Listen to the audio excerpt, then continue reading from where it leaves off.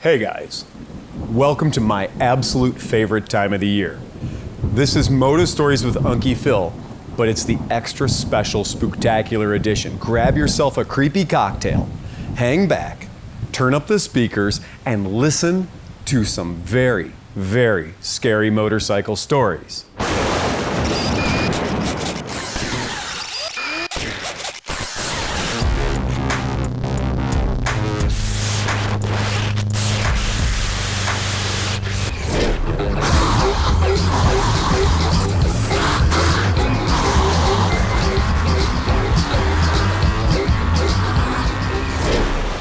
All right, guys, you may remember a while ago, the cafe racer thing hit, and it hit hard. And it hit Cleveland harder than most. The reason for that is we were coming off the heels of what I like to call the days of the $50,000 ass jewelry. There were these bikes from Orange County choppers and West Coast choppers, and honestly, they were ridiculous and they weren't approachable to the working man unless you had a side hustle that involved methamphetamines. So it didn't work well in Cleveland. We just didn't have the market for it. But man, I'm telling you, cafe racer, that idea of taking an old bike and modifying it, putting it on the road, that resonated here in Cleveland. That was big, big news. And we had no shortage of old motorcycles. We had no shortage of old motorcycles with no miles on them. And everybody in Cleveland has a garage, so they were in pretty good shape. And it was a really funny time because everybody was wearing, like, it was the hipster thing. The hipster thing to do was, this whole idea of, built, not bought. Well, that looks really good on a t-shirt, but when you're out in your garage at 24 degrees Fahrenheit and your fingers are numb, you're gonna realize that, there's something to be said for buying a few things as opposed to trying to build them yourself. And people realized that the service manual wasn't the way that you actually learned how to build motorcycles. And so we had a lot of, there was a lot of cafe racer demand, and pretty soon we started seeing a lot of cafe racer projects come into our shop that we had to finish for people. And we were hitting the road. We knew that cafe racer was only gonna last a little while. It couldn't last a long time. That would be too good for us. And we're out and we are scavenging everything. I mean, every CB350, every CB750, we're grabbing them. And some of them people have started projects on them. Some of them have just been sitting for 30 years. So for us, it was the golden days. And we're picking these bikes up and we can knock one together pretty good. But occasionally when you'd be in somebody's garage, you'd see something that was a little too valuable to be making into a cafe racer. And we'd ended up with quite a few KZs. And I'm talking about KZ1000's, I'm talking about KZ1000's. Pretty cool bike. And I don't have the heart to turn a KZ into a cafe racer. I just don't. And so we'd found a couple of really nice ones and we kind of pushed them over into the showroom and set them up in the corner and figured while we're looking for all the period correct parts to get those done, it's okay if they sit in the showroom. And what I noticed is the people that were coming into the shop were interested, they were intrigued. And they'd wander through the shop and they'd see those KZs sitting over there and they'd be like, hey, man, that's a KZ1000, that's a KZ900. My uncle had one of those, man. The fastest bike I'd ever seen. It'd go 200 miles an hour, whatever. And so, you entertain them and you have your conversation. That's pretty cool. And you get to hear their story, and that's fun. And we'd noticed that these KZs had this strange magnetism, and it would just pull people in. And we'd kind of been collecting the parts that we needed to get these up and running and get them into a sellable condition. And we saw the cafe racer thing was starting to lose some steam, and we thought we'd better move while the moving was good. And it was time to liquidate. And so we'd gotten these two KZs looking pretty nice. And we decided that it was getting a little chillier and it's end of the season. Might be the right time to get these KZs up in the front window. So we put them right in the front window of our shop, visible from the street. We have some LED lights shining on them and everything. It's a really nice display. And I mean, whoa. As soon as we did that, you would have thought it was 10-cent beer night at the stadium. We had people coming in left, right, and center talking about the KZs in the window. And I mean, that was the shot in the arm our shop really needed at this time of the year. It's cold, it's chilly, it's getting dark earlier. And having people come in to talk about the KZs in the window, that was great. They're in my web, they're in my house. And so we'd entertain them and we'd listen to their stories, and we got to hear everything about every KZ900, every KZ1000 that ever existed. And these folks were really, really into it. They all had their story. And that was great. But after a while, hey, that's great. Would you like to buy maybe a helmet? You know, a pair of gloves?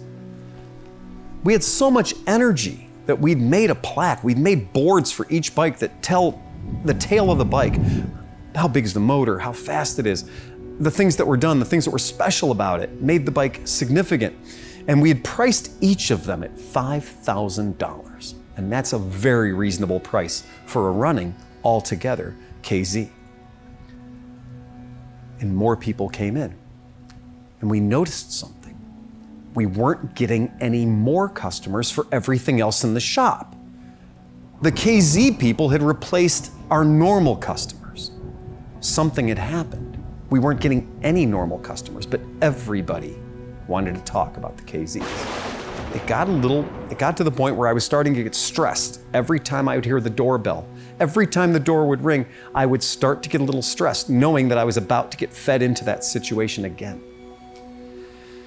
And I was really starting to not like those KZs being in the window. And it was really getting to me. But it's the end of the season. So here we are. It's Halloween.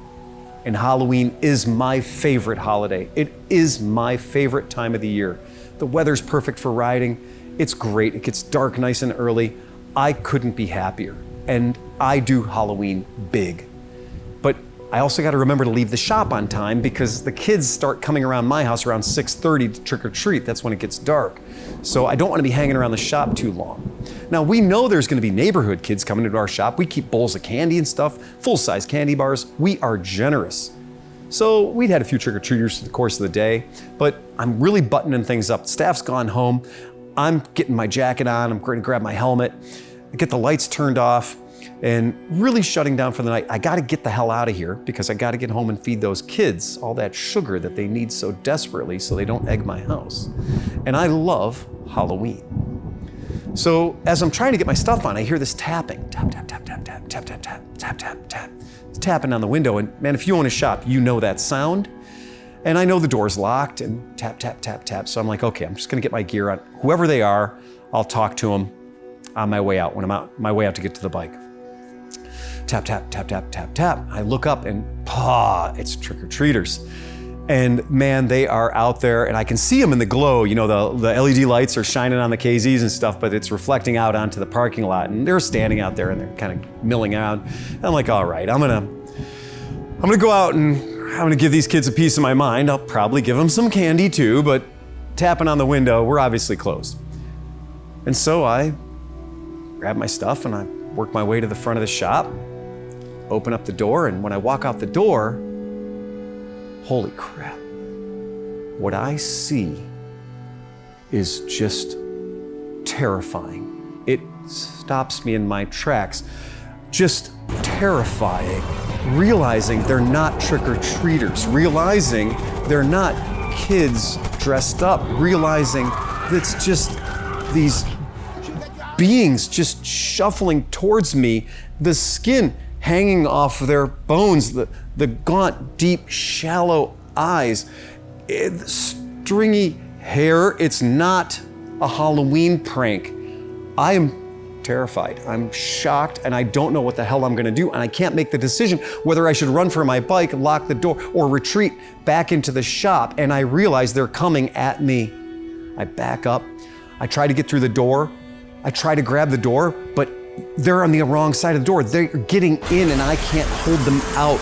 They're pushing towards me and I realize there's just nothing I can do at this point. I'm going to have to retreat.